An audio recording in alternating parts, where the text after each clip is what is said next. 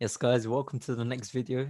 So today we're going to be looking at entry refinement, and this is something we sort of hinted at throughout, the whole selection of videos that we've done so far. But yeah, entry refinement is something that will significantly increase your risk to reward ratio, and this really did sort of step up my game, especially when it comes to precision. So, what happens when you've selected a higher time frame point of interest for the week ahead on the 4 hour and the 1 hour? Now, you could go two ways. If you don't have much time on the charts, you can simply just set a limit. So you have a risk entry instead. But of course, the points to be aware of are time of week, time of day, your limit hits as well. So is it hitting during a key session? News times that may affect your entry. So just be aware of any big news releases that may come up, whether it's, some kind of monetary policy data releases, anything about the virus, anything that might really be a market mover. And then fundamentals, of course, all comes into it. So the other way is you can refine your entries and you can refine your point of interest to a suitable time frame that suits you. So if you're on the charts, for example, and you're constantly looking at price action and everything, could you go down to a 5 minute? Could you go down to 1 minute? Potentially, but sometimes if you over refine, you can definitely miss out on some trades and also spend too much time on the chart. So obviously it's up to you.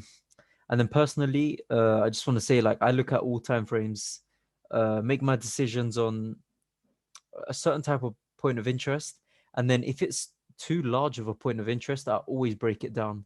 So if the order block is too big, but I can tell it's a very valid area, then of course I'm gonna refine the entry a bit more and look on the lower time frames.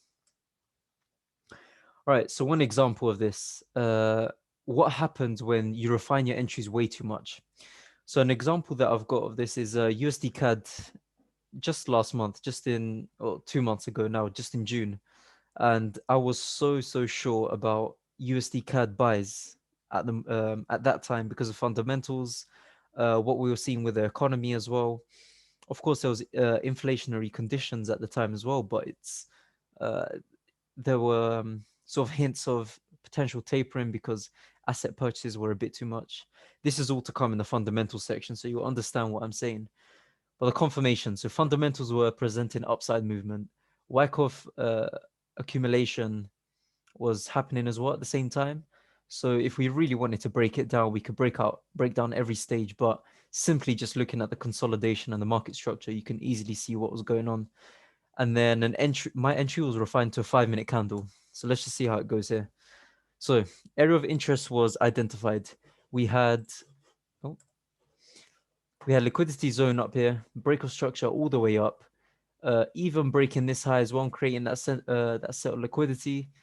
And then what we had highlighted was this was my area of interest. Like I said before, when it comes to Wyckoff and price sort of zooming away, this really reiterated that point to me. And it made me understand the importance of breaker blocks and liquidity voids when price is about to go away. So area of interest identified, 5 minute candle. As you can see, this is what happened in that day. Timing of the day was perfect as well. I believe it was a New York entry. It could have been a New York entry. I missed out on this trade.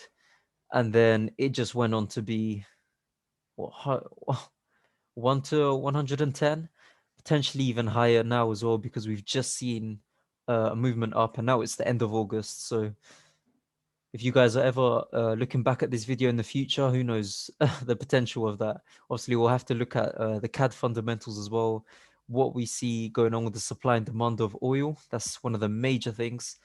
So yeah, we're just going to have to see where this goes. But that lesson right there taught me so many things. And that's when I really started to refine my plan when it came to entering at the end of a phase, at one of the last phases of an accumulation, distribution, wherever it is.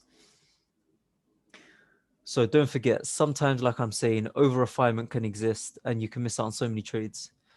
And it just becomes a question of, would you rather refine all the way down to 1 minute and get a really refined entry, high risk to reward, but potentially miss out on the trade?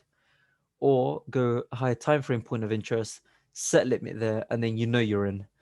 Even though the risk reward might not be there, at the end of the day, it's gonna be, it's gonna be some profits at least. 5% a week, 10% a week, that's amazing. I mean, on a funded account, like I've said before, you only aim for about 10% a month. So yeah, it's obviously up to you the way you trade as well.